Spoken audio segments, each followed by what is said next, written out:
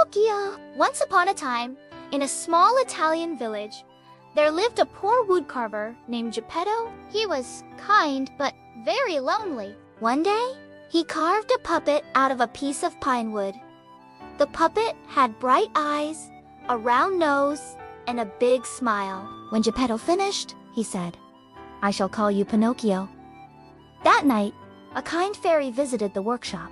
She tapped the puppet with her wand and whispered, "Pinocchio, be alive! If you are brave, truthful, and kind, one day you will become a real boy." The wooden puppet blinked, stretched, and to Geppetto's amazement, began to laugh and talk. Pinocchio's first mistake. Geppetto loved Pinocchio as his own son and sent him to school to learn. But Pinocchio was mischievous. On the way to school, he met a sly fox and a sneaky cat. "Why waste time in school?" the fox said. "Come with us to the puppet theater. You'll have fun." Pinocchio hesitated. "But father said I must study." The cat purred. "Just tell him you were at school. He'll never know." Pinocchio agreed and skipped school. That evening, when Geppetto asked, "Did you learn well today?" Pinocchio lied. "Yes, father." But suddenly boink. His nose grew longer. Pinocchio gasped. "What's happening to me?" The fairy appeared. "Each time you lie, your nose will grow. Lies have consequences."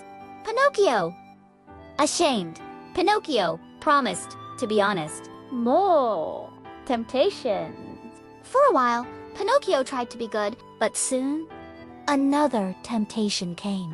His friends invited him to a magical place called Toyland, where children played all day and never studied. "Come with us!" they cheered. Pinocchio knew it was wrong, but he lied again to Geppetto, saying, "I'll just be at school." He ran off with the others. In Toyland, everything seemed wonderful. One by one, the children began to change into donkeys as punishment for their laziness and lies. Pinocchio's ears grew long and floppy. Terrified, he cried, "I should have listened to father." The rescue! Wanting to make things right, Pinocchio set out to find Geppetto, who had gone searching for him. He discovered that his father had been swallowed by a giant whale. Pinocchio bravely jumped into the sea, swam into the whale's belly, and found Geppetto alive but weak. "Father, I'm sorry for all my lies. I will be truthful and brave from now on." Together, they built a fire inside the whale, and with a great sneeze achoo, the whale blew them out onto the shore. Pinocchio becomes real. Pinocchio worked hard, cared for his father, and never lied again.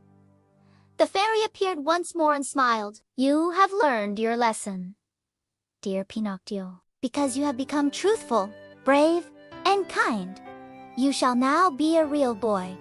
With a wave of her wand, the wooden puppet turned into a living child. Geppetto hugged his son with tears of joy. And from that day on, Pinocchio knew lies may seem easy, but they always bring trouble. Only truth builds trust and happiness.